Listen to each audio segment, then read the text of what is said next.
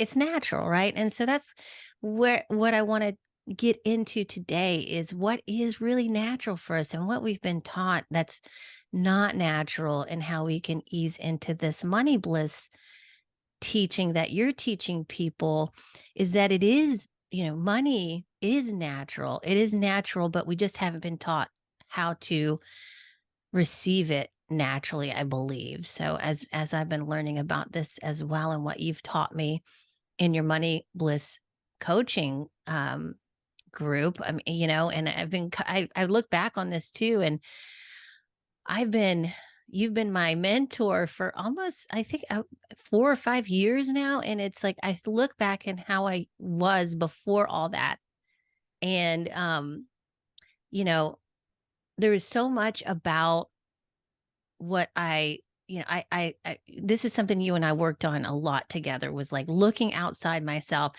and comparing myself to what others are doing, or if it's right or if it's wrong. And of course, that comes from things from childhood, right? And how we experienced ourselves growing up.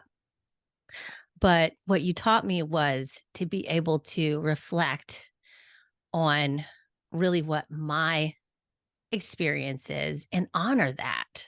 Right. And so that's what's so important. And that's what I feel like we're going to get into more today as it relates to our money relationship too, and abundance flow. So without further ado, everybody, I want to introduce you to Hanna Bier. She is one of my favorite people in the world, and she has helped me so much in my life. And I'm so grateful for her. Every year that passes, every month that passes, I become more and more grateful for the lessons that she's taught me. And really, it's been about just following my own guidance, just learning how to do that, peel the layers of the outside world, what we experience from it in a way, and not take it as our truth, but find out really what our truth is from the inside, and then taking that then to our external world, and then living that. So thank you, Hanna, so much. And I want to let everybody know, Hanna has been on the show either 2 or 3 times. I think of 3 other times even. And she is a regular guest on this show. And she's a master energy healer. She's the founder and CEO of Money Bliss, which helps you heal your money wounds, hit your money goals, and live a life of freedom, which is huge. And that's what we're moving towards: less scarcity, more freedom, more abundance mindset. So welcome to the show, Hanna. I'm so happy you're here. I'm so grateful to be here, Allison, and you're one of my favorite people too. I'm just so happy, so thrilled that I get to see you today. Me too. Me too. What a treat. What a treat. I miss you so much. And like we were talking before, you're with me every day. Like I hear your voice, and Hanna, is there with me. So it's like you have integrated into my being. So thank you, Hanna. It's always so funny and like endearing and weird to hear that. I don't know if it was you or one of my other clients. We're gonna have to figure this out. But one of my clients came up with this term, Hanna Radio. So very often when I talk to you guys tell me, "Oh yeah, I've just been listening to the Hanna radio," or "You're just like kind of playing in my house all the time." So Yeah. it's really weird to think that you're going about your day with like my recordings and my voice kind of following you through, but yeah, I'm also a little honored. So Well, yeah, it's my favorite, one of my favorite parts of my experience of you, because it's like just a nice, caring, supportive voice that is with you all the time, letting you know, like, hey, this is gonna be okay. And look, this is really easy and simple. And you have the power to do this, to change this in your life, and to look at it a different way, and actually experience joy in your life around that. So for me, that's how I've experienced it, because I have in the past really had more of a uh kind of what's wrong mindset. Like, what's wrong, like, what am I doing wrong? What's wrong with the world? What's wrong with, like, kind of that, like, defensive mode. And what you help me with is taking the armor off and learning to feel safe again, and open my heart and be vulnerable, and open up really to joy. and bliss, like you teach in your Money Bliss course. And then I want to give you a shout out to your new book, which is amazing, called Wealth from Within. And this is the book. Please get her book. It's really incredible. And and we will be talking about a few things in the book too that I've highlighted for really good topics based on what we're currently going through with, the outside world, all the craziness that's going on. And you and I talked about this before, like as economic, as we go through economic turmoil or things happen in the outside world, we tend to like move toward that like collective belief that this is, happening and that we're going to, be like victims of this scenario. But if you can begin to take yourself out of that collective fear around money and start to form your own beliefs about money, then you can essentially kind of be immune to that kind of thing in a way. So, first of all, just like I've been talking so much, but please share more about yourself and the Money Bliss program that we're going to get into today. Thanks, Hannah. Yeah, absolutely. So my name is Hannah. I live in the south of Germany. I'm half American, half German. My life looks pretty much like The Sound of Music. So you can just picture rolling hills and old castles and churches and tiny villages. I live in a very, very, very small village. It is so small and it's Oh, so wow. picturesque and so beautiful. And I just feel like Julie Andrews every day. So that's my everyday life. I also have a little daughter. And when I'm not, sitting in the mud, playing with her, feeding goats, I also have a day job, and that is helping people become blissfully happy with their money. And this approach kind of developed over the years as a result of my own struggles with money and my own attempt to find a way with money that feels good, that's fruitful, that's fun, that works, but that also feels really, really fun because I found that the current approach to money, I just couldn't get myself to do. Like all the fear based and just scarcity. Like I didn't want to do that. And then over the years of working with my clients, I was focusing on emotional healing and trauma healing in my work. And over the years, more and more of my clients really wanted money healing as well. And so Money Bliss was kind of born out of my own discoveries within my own journey of healing my relationship with money, but also the result of, I've led probably like 10 to 20,000 client sessions by now, or probably more. And so as a result of all of this experience of what works and what doesn't, I came to create and define this new approach to money that's called Money Bliss. And so that's what I'm teaching now. And that's what Allison has experienced. And that's what my book is about. Thank you. Yeah, that it is really, really magical. And the process I went through with you for sure. And I want to ask a question for the audience because this seems to be something that's on everybody's mind. It's like we react to it, but we never really ask the question, why do people have such a hard time with money? What is the deal with the relationship between us and money? Like, why is it so hard? Yeah, I asked that same question. Years ago, it felt like everything in my life that wasn't working, I could figure out. Like I could read a book or I could ask an expert and I could improve my health or I could improve my relationships or I could work on things, but it just felt like money was the thing that I was so embarrassed to admit I just couldn't seem to figure out. And it was so emotionally charged and so complicated. And even when I had enough money, it never felt like enough. And I was worried about the future and so forth. And so I find that so many people just their relationship with money just doesn't feel good. And we can't even put our finger on. We don't even really know why. And the reason why is that money is so emotionally charged is because it is an expression of love.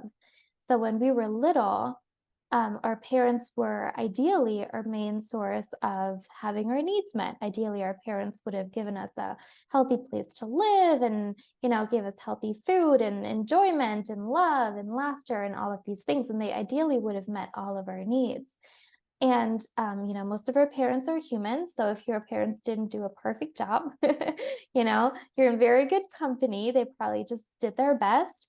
And so as we grow up, our parents' love is supposed to be replaced by money to some extent. So now we're adults. Now we should be using money to meet our needs, to have a comfy, cozy home, and to have lots of healthy food in the fridge, and to treat ourselves to a trip that we've been wanting to go on, or treat ourselves to a course so we can learn and grow, treat ourselves to clothes that make us feel good. And so if we grew up and we didn't really have that feeling of having all of our needs met, all of our desires fulfilled, feeling really encouraged and safe and loved, then later on, we don't have that body capacity to give ourselves those things. And so we live in a constant state of not enoughness, of depletion, of, it's like the love that was lacking in our relationship with our caregivers when we were little now appears as lack in our relationship with money. And I have to say, this is true even when somebody has a really good job, even when somebody, comes from wealth. It's often it's the feelings around money that we're talking about here. I've got lots of clients who have plenty of money, but plenty of worries about money. Because there's always somebody who has more money, and we can always kind of fall into the trap of feeling like we're not enough, it's not enough. Um, but that's why when I work with clients to heal their relationship with money, we do include the family of origin, and we do talk about the deeper emotional needs that we really need to help you meet within yourself so that you can feel whole and well and overflowing and really healthy and balanced as a human being.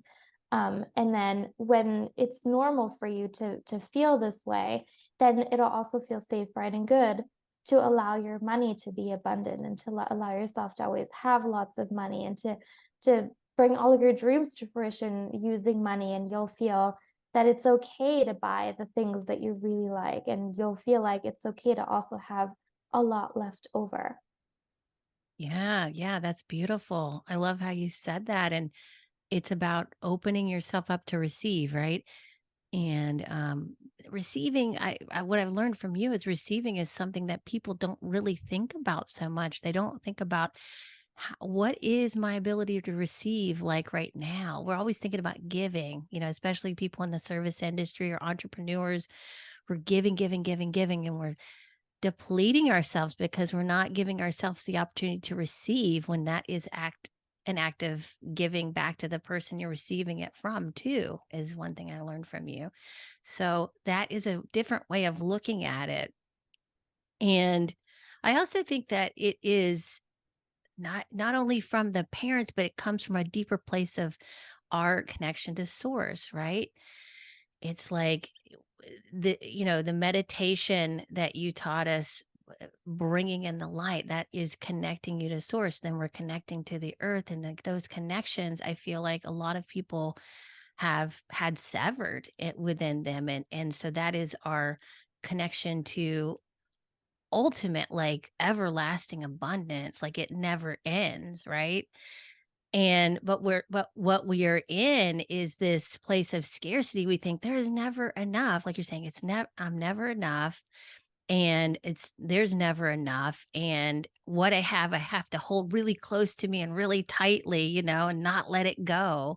And so I think there's energy of not letting go because of that. And if we were to just open up and receive and trust that we're gonna be nourished by this, then I think that this changes everything. And I feel like that's something that, you not only talk about money, but you talk about really nourishment of your soul, right?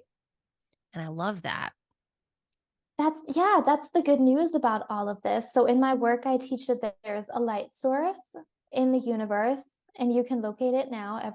Everybody has a feeling of truth in their own body, and you can use this feeling of truth in your own body to find the light source. Like all of you listening, you just thought of a light source, and that's exactly the one I mean. You did just perfectly just now. All of us know that, and all of us look for source, look for a spiritual home, look for this place that feels really light and easy and loving and wonderful. We look for it in all the wrong places, right? Like we look for it in religion, and in wanting to be skinny, and like drugs, and in like certain milestones of success and money. Like, whatever it is, like we're always looking for this, what I call source. And so my approach is, how about we just connect you directly to source? So you can download all the different flavors of energy that are currently missing in your body. So we can download mommy love, all the mom love that you always really should have had that you missed out on. We can download that into your body now so you can continue living as though you've always been perfectly loved and held and cared for by your mom. We can do the same with daddy love. We can fill you in with a deep sense that all is well, a sense of trust, a sense of always knowing what to do, a sense of courage, a sense of creative expression, all those things that are underdeveloped in you, we can fill those in now so you feel really whole and overflowing.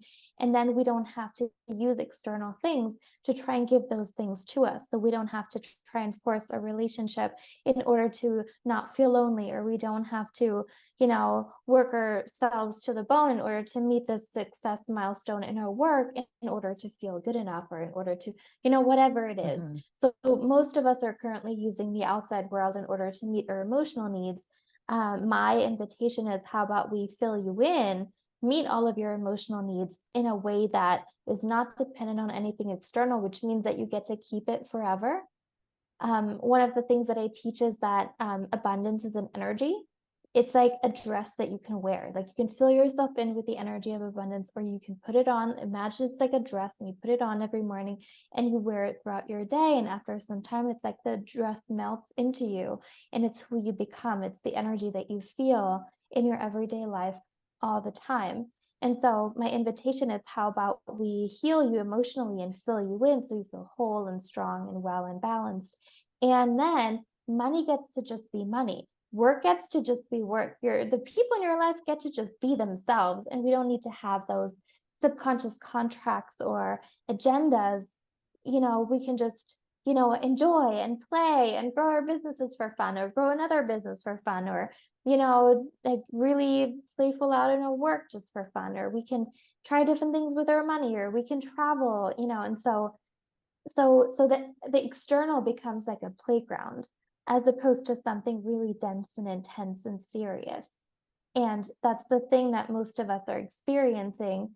And I don't know about you, Allison, but for the longest time in my life, I didn't know an alternative. And it just felt terrible. I hated my business. I hated marketing. I hated sales. I hated money. I hated needing to pay bills. I hated the thought of needing to do this for the rest of my life, right? Like, you can't escape money. Like, it's just going to go on forever and ever and ever. And so my relationship with money just made me want to poke myself in the eyeball with a fork, because I couldn't even, is this just what the rest of my life is going to be? Just this deep, deep, deep discomfort and unhappiness. And so Money Bliss on the surface is all about money, but it really is a much deeper healing process that heals you emotionally as well and brings order into all aspects of your life. Yeah, yeah, that's a great segue into the next thing I wanna talk about, and I just wanna mention her book is called Wealth from Within, and we just talked about everything coming from within. When it comes from within, when you realize that, then you like you said, it's permanent, it, like, stays with you, it's integrated, right? It's not fleeting like what we're trying to get from the outside world, you know?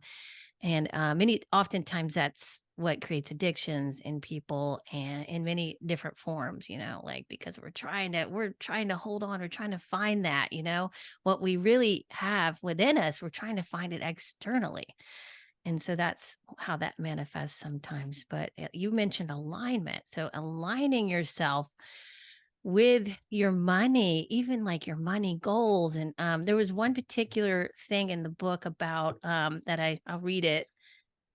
And you said, we tend to celebrate those who achieve seemingly impossible goals, and it can feel like the only way to be enough or special is by setting increasingly challenging goals and pushing ourselves to implement them. I believe that this approach is grounded in the power over versus power under dynamics that are so deeply rooted in our social interactions. And then you say, which this hit me big, they said, at some level, it feels safer to be better than others, even though the goals we are aiming for may not fit our values and desires at all. And I really love that because I can relate to that. We are, you know, there's something about continuing to one up each other. And I think it comes from the competitiveness of us. Um, that kind of puts us on feel like what feels like a pedestal that we need to keep being on top of in order to just feel good enough. And those might not even be our desires or goals, but we're just doing it because it's like a keeping up with the Joneses thing, right? In a way. Maybe not materially, but goal. I never thought of it as like a goal oriented thing. Like, I'm doing this now, I'm doing that now. Look at me.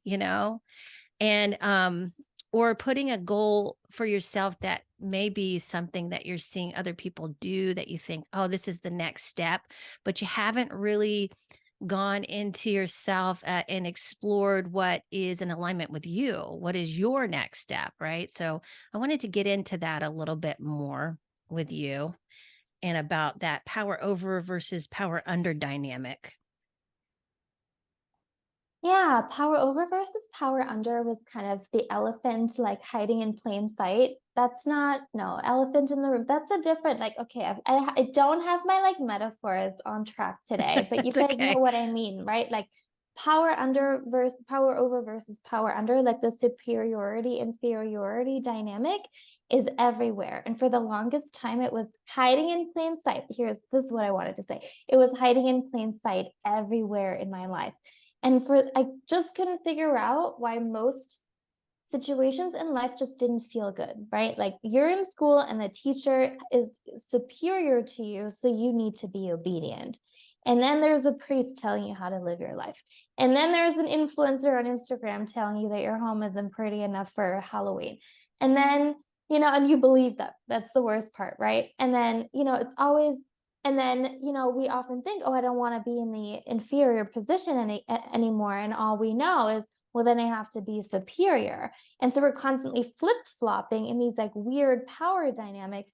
And for me, I just hated it. It felt terrible. And then when I started my business, I was taught the same thing, like, to like position myself as the expert and to and again, like it was like, and your clients should like scramble to get to work with you. And, the higher your prices, like the more elite and advanced and amazing you are. And I was like, blah, this like, blah, no, ugh. But I didn't know the other option. And so the other option is the money bliss approach, where everybody is connected to source. Everybody has their own free will. Everybody has their own life's path. Everybody is like absolutely capable and powerful and has all the resources that they could need, and most people aren't aware of it, but that's how I choose to see them. And that we're all equals, we're all of equal value, and that felt much better to me. And so when that really sunk in and the penny dropped and I started living and embodying that, I realized that so many of the goals and so many of the habits in my life were about playing the superiority inferiority game, like needing to be prettier, needing to keep up with like fashion trends, or needing to, always like, I remember when I started my business, like 6 figures a year was like the most amazing thing. And there was multiple 6 figures, 7 figures, 8 figures. And like, oh my God, do I have to be a billionaire next in order to be good enough? And I just kind of thought, who's setting those numbers? Like, why am I participating in this? And it That's my really helped question. me, Yeah. right? And it really helped me kind of realize that, you know, what if my life was just about, what if the purpose of my life was about making myself happy? What if that was the whole point? What if improvement, wasn't necessarily the point, but more evolution? What if me finding home to myself and finding more and more bliss and happiness and just, allowing things to click into place was like the journey, and that felt really light and fun. And so on the outside, somebody might look at my life then and now and they might say, well, there's not really a difference because you're still like, you just published a book and you just moved to a new country and you're doing all those things, and your business is growing, and it may look the same because I'm still, prolific, I'm still creating things in my life. But the big difference for me is that now I'm creating things that benefit me, that profit me, that make a gigantic positive difference in my life, that are worthwhile, that make me feel good.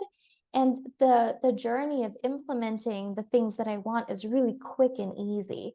It's not like a year-long mountain to climb, and that's what it was like before. And then when I had hit a goal, I just completely forgot about it and then needed to hit the next goal because I was in the energy of not enough. Versus now I'm Oh, in the right. energy of, I'm just creating things for fun. Like I don't have to work, I don't have to create anything, but I'm just doing it because it's fun and I'm really loving it. And so that's kind of an example of how I discovered the money bliss approach, where I was like, okay, this is like what I'm being taught. This is the current paradigm in the world. Like, what's the opposite that feels a lot lighter and actually brings us what we want?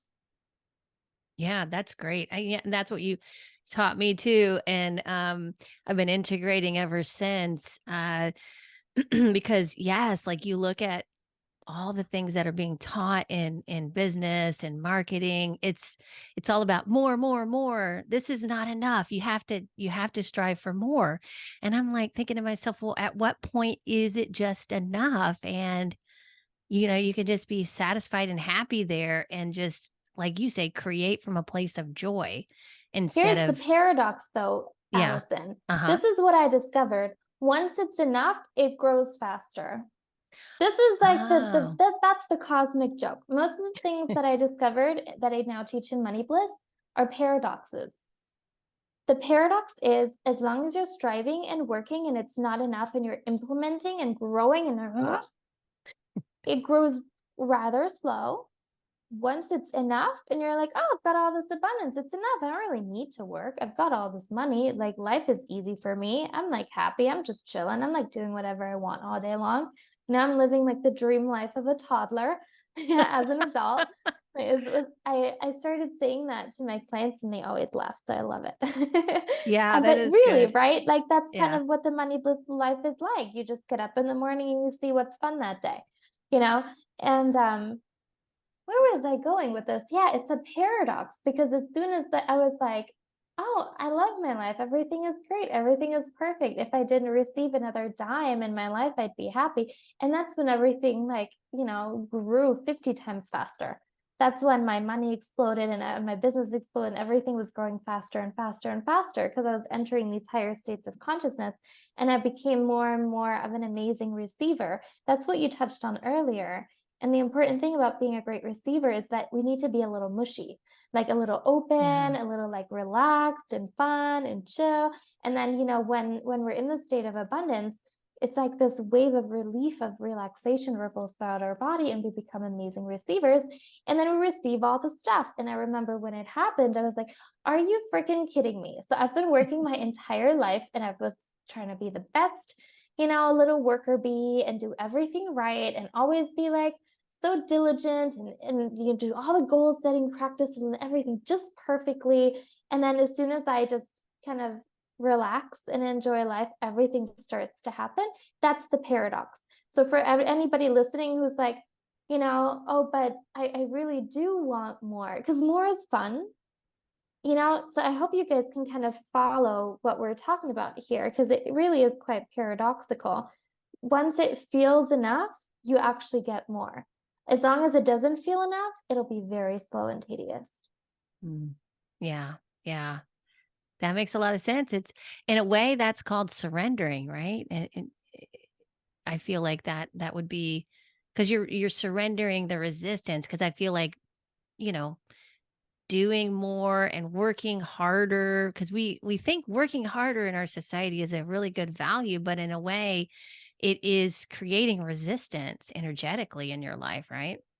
Is that what you're saying in a way? Yeah. Yeah, it is. I think the word resistance is perfect here because once the resistance kind of goes, you also find yourself taking more actions. Like, I don't Yeah. have a to-do list. I just do things all day long that make me money. And it's so easy. And I don't even really need a lot of time or it takes no effort. And that's like also really cool discovery for me where like I do so much.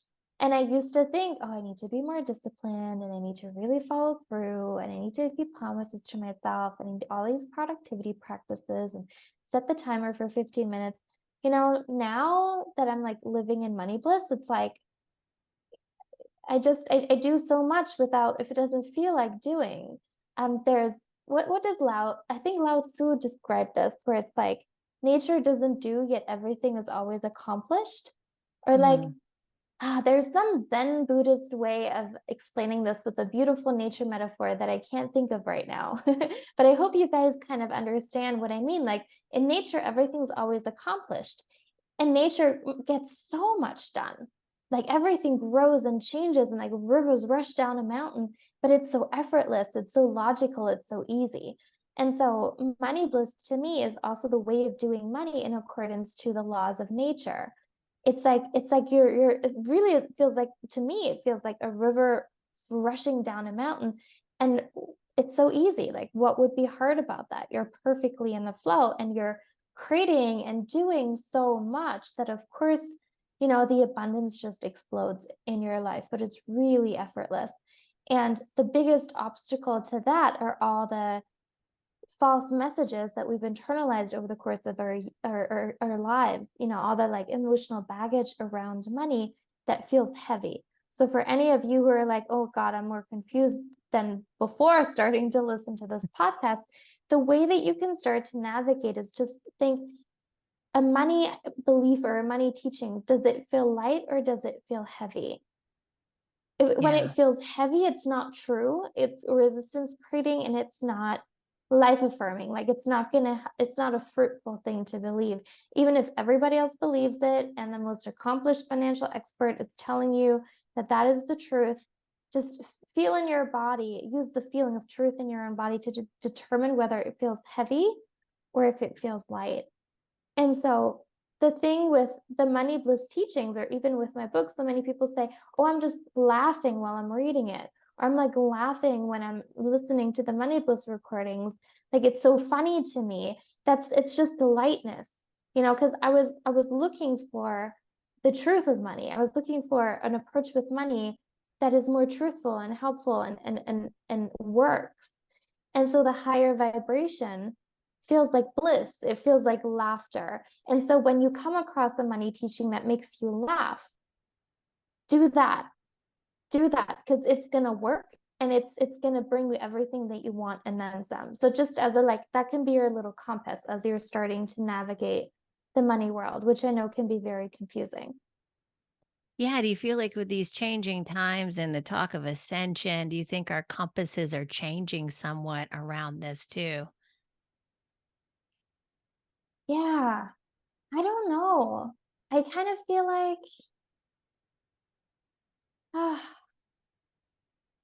I kind of feel like all of us have always had this compass. Like when I think of my daughter, she just started nursery. She just turned 3. And in Germany, kids start kindergarten at the age of 3. And so there's 3 people working in her little group. And one of them she does not like at all. And one of them she loves. And Grace is always, and she'll refuse to play with the one, educator is what they're called in Germany, and not the other. And so Grace has always known exactly what's for her, exactly what's not, exactly the foods that her body wants and needs, exactly the ones she doesn't. And I'm just really trying not to interfere, And so the example of my little girl is that she knows exactly, she has this inner compass fully turned on. Like nobody needs to switch it on for her. She knows exactly what she likes and what she doesn't, and what the next step is for her. And I'm just trying to, back off so we don't talk her out of using it and trusting it and honoring it. And that makes like everyday life a little complicated sometimes, because the staff member at the nursery doesn't understand, and Yeah. like, how do I support Grace in this? But, so the thing that we do now is, when she goes to nursery, she gets to use her inner compass to determine like, who does she want to play with today? Who are the high vibrational people? Who are the kids that are on their way to really good emotional maturity? Who are the emotionally mature adults that she feels safe with? And then the encouragement to gravitate towards those people. But when I was little, I was taught, you the adults. and you don't make a fuss, because that would be, a Can you hassle. say that one more time? You broke up for a second there, Hannah. Just the what you were taught. Yeah, when I was a child, I was taught you have to be nice to everyone, you have to obey the adults, and don't make a fuss. Yeah, I learned Just that like too. behave, Yeah, right? yeah. And so that became kind of the thing that I was so proud of when I was in high school. Was like, I'm friends with everybody. Everybody loves me. I can get along with everyone, but at my own detriment, right? Because then I was Mhm. friends with people who weren't really bringing a lot to my life. So the thing that I needed to learn was everything in my life gets to benefit me, not just a little bit, but in a very significant way. Each person needs to really improve my life in a massive, massive way, or I just don't want to invest the time and energy into that relationship. Everything in my home, I want it to profit me, to be really beautiful, to uplift me. All the food that I eat, I don't tolerate eating crap anymore, because like, why would I do that to myself? It's not a blessing to me. And so as my self-worth increased, again, to a natural point, because I was born with perfect self-worth, but I needed to find myself back there. It was easier and easier to choose higher vibrational, more positive things to bring into my life, and it was easier to let the rest go. But what you said was, about our personal compass, I feel like it has always, like, it, it is so strong when we're children and little. Like, it can't be any stronger in grace than it is right now. For those of us who've lost touch with it, we really need to find it, because otherwise it's like you're walking around a dark room looking for the light switch. Let's just switch the light on so you can see clearly. And so one of the side effects of my work that you've experienced too, Allison, is like that your intuition opens up. It is it's just really incredible how deep our relationship with money goes. And I think we were talking about childhood and how we are perceiving life when we're younger, right? Is that And the what intuition opening the back up again. intuition, yeah, Yeah. because I remember, like, I can relate to you because I was taught that too, and I initially had, like, you and I have talked about this, initially had an intuition about people, and it didn't fall in the category of social graces, so it's like so I had to, in order to fit in, like I needed to like be friends with everybody, like you too. Like I thought this is what we're supposed to do here, to be human, to really, do this human thing that we're doing here. And yeah, I really compromised myself. And you're right, like it that inner compass that we're born with is the original one, that we're coming back to, I think, now and think so I think maybe recalibration is not the right word, probably just, getting back to our original self, right, in a way, and how we came into the world. Yeah. And sometimes my clients come to me and they'll say, "Oh, I heard that Hannah's like really intuitive and she can read my energy field and tell me so many things about myself." And the thing that is really important to understand when we talk about opening up your intuition and your inner compass, it may seem trippy, for you to be able to know details about people, or be able to read your past or their past, or, line up a future, or just like have intuitive insights. If we presented 5 different business opportunities, if when your intuition is wide open, you know exactly how much money each one is going to make you, how it's going to unfold, and then you can choose which one to be a yes to. This may seem like a really trippy ability, but it's actually really normal. It's just like, all the animals in the animal kingdom have really strong instincts. Humans have the same thing. It's just that we're the only animal who pretends to not have them and who pretends not to use them. So when somebody, calls me psychic, I'm like, yes, and we all are psychic. It's so Yeah. normal. And I wonder how it feels for you, Allison, because for me, it felt so normal and natural once I was really, embracing it and in the flow with it. It's like, Yeah. I can talk to animals and I can talk, like, none of these things are trippy or special to me, because Right. why wouldn't I? All animals have these abilities. Why wouldn't I have the same? Do you feel Yeah, similarly? I do, and I've been thinking about this a lot lately, too, and it really I think about it as, like, what our first you want to call it instinct, intuition, but people know they have a gut instinct. We talk about that all the time.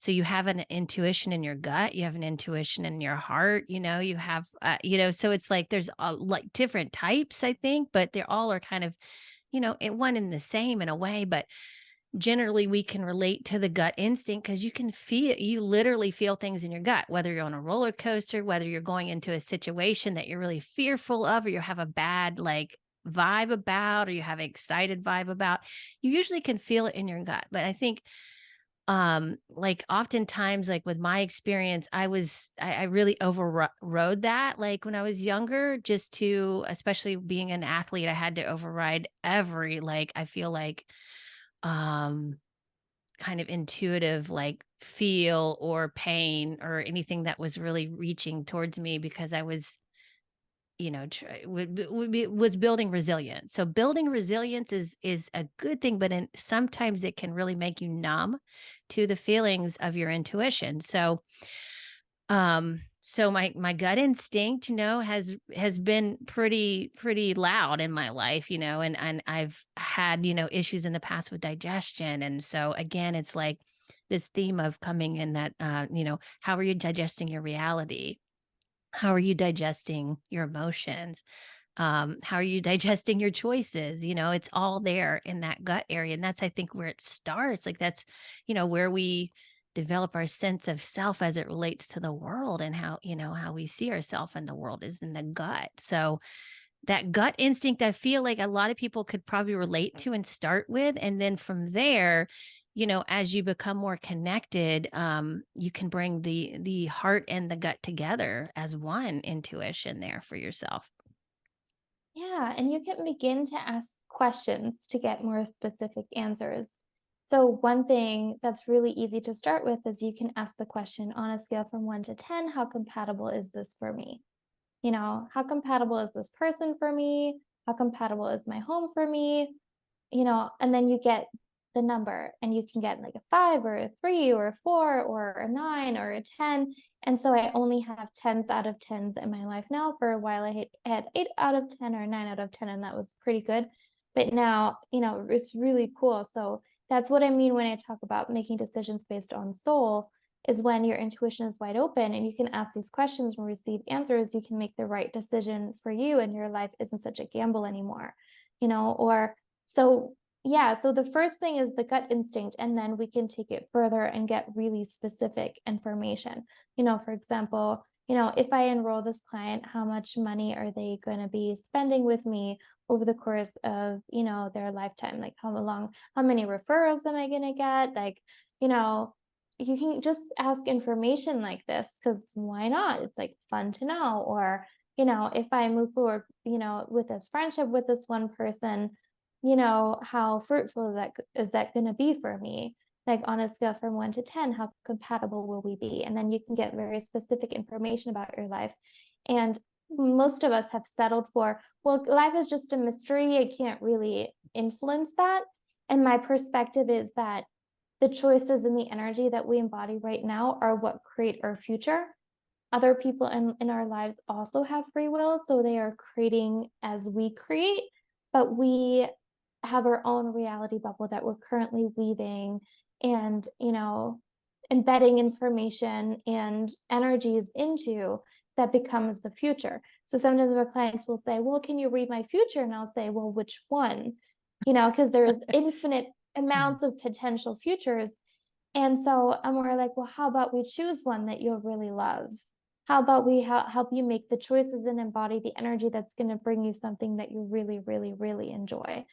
And so that's kind of the antidote to walking around and being really scared all the time, which was my experience for most of my life. Yeah, so choice, like you get to choose your own adventure, right? In a way. And I think that's the power we forget we have.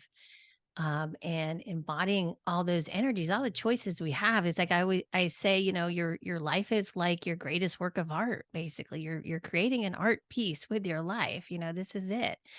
And we're all creative in that way because we're creating our lives. And but we may not be aware of that, like you're saying, or know that we do have a choice in that. And I think that's different than exerting control over a situation. I think just knowing that you can choose what you like to participate in. You can choose, like you said, what future you'd like to move towards. But it does take someone slowing down, reflecting, and using their imagination to open themselves up to those possibilities in their life too. So, yes, I really love that you said that, Hannah, and that's a great reminder for me too because, we're making choices every day, and then, I know that, like, since, uh, this past year, I had a major initiation with money and the choices I was making, with people, like these people that I got into business with, I knew parts of me really knew this was not a good decision, but I ignored those calls and I went forward with it. And I learned some lessons from it.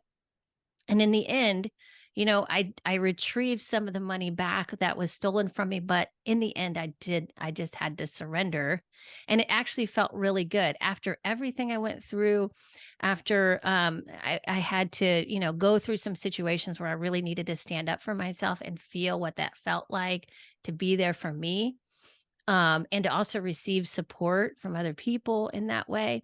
What I learned was that, you know, in in some ways, like, there is something within me that is still playing out, like this victim mentality in a very subtle way where I am calling in these scenarios so I can receive support from people. And I'm like, why don't I just ask? Why don't I just ask for the support and make it easier on myself? So that was kind of my last hurrah, I felt like, with that lesson in my life. And so, surrendering really felt good. It felt my body fully relaxed when I was able to do that and felt some closure around the whole thing. And so that was my sign of my intuition telling me, hey, yes, it's complete. You can move on and integrate this lesson into your life. I'm so glad to hear that, Allison. And also, it's just money. You'll create a bunch more.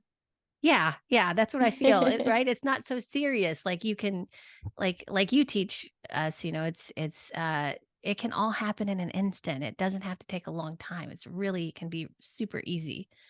And I think people hear the word easy and they're like they diminish the value of something like that, but to me, like, I think, why suffer? Why make it harder? Like, I feel like that is really not doing anybody any good, really. Yeah, it makes me think back about the river metaphor, like how yeah, I think of the Grand Canyon, right? Like what a river can do to a rock formation. But the river probably had quite an easy time flowing, through the valley, right? Yeah. And so it's exactly what you're saying. Like we can't underestimate the power of being in flow. Because when you're in flow, like amazing, powerful things happen. Like nobody was pushing the water through the Grand Canyon to kind of carve all the amazing shapes, right? Like the water was just flowing. And so that's how I experience money bliss, as being this really and like really in an amazing state of flow and just in awe of everything that I seem to be able to create when I'm in that place. And I used to flip flop in and out of it, but I haven't for years. And I remember when I was still flip flopping in and out of, the money bliss state of mind or way of life. Anytime I wasn't in it, I was like, this is so terrible. And it's so useless to even do anything. Like anything that I do when I'm not like in the flow is so tedious and hard and doesn't turn out great that sometimes I was just waiting to be like back in the abundant state, because when I create things from that place, it's so fruitful and so easy and so much fun. Yeah, I feel that. I've been flip-flopping lately, and I feel like I flipped back into the abundance mindset, just recently, and it feels really like you're saying, it feels really good, and my question to you is, like, it sounds like what you're saying is, are we can we be in the flow all the time? Yeah. Yeah. Yeah, absolutely. Yeah. I mean, once the energy is clear and you're not taking on any new gunk, like you're clear. Like you're just, it's like imagine if you invest a couple of years to learning a new language and nobody can take that ability away from you. Like if you really mastered the Right. new language, you speak the language. Like you can't forget it. Like you speak it, like, right. And for example, like English, if you were to now live in a country that speaks Spanish for the next 10 years, you won't lose your ability to speak English. And so it's the same with this new paradigm, or a different way to say it is that your current wiring was kind of absorbed into your body mostly throughout from the ages of from birth until the age of 7. That's when your subconscious mind soaked up your current wiring. And so if we, clear all of that out and replace it with new, loving, life affirming, happy, healthy wiring, you're so deeply wired to always be blissed out and abundant. Like it's really hard to remove that, it's so yeah, in short, yes, like my experience is definitely that you can shift into money bliss and that can be your normal state of being. If you're not there all the time, then that might be a really good, cool thing to gift yourself, to create that for yourself so you don't have to flip flop.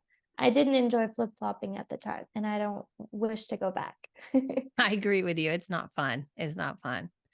And well, thank you, Hannah, so much for coming on the show and sharing your insight and your wisdom, which is incredibly valuable. And I hold this near and dear to my heart. And you are always with me, and your teaches have integrated into me, like we're talking about. Like, I don't think I can ever forget this. It's with me now. It's a part of me. So this is incredible. And I'm in this book too.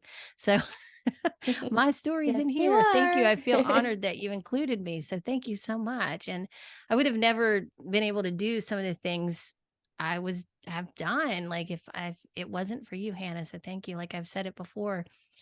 You really have been so monumental in my life. So thank you. And I would love for you just to leave everybody with your offering of Money Bliss, how to reach out to you for that, and whatever else, where they can find your book and whatever else you would like to share.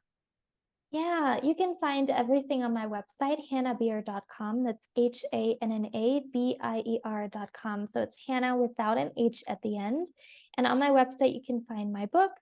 You can also, reach out to me about potentially working together, read all about the Money Bliss way of life, see if it resonates, see if you want to learn more and bring that into your life. And I'm also Thank on you. Instagram. Hannah Money Bliss is my Oh, yeah, handle. yeah. Thank you so much, Hannah. It was so fun to have you on. Thank you so much. Your life is your greatest work of art, and it all relates back to the synchronicity.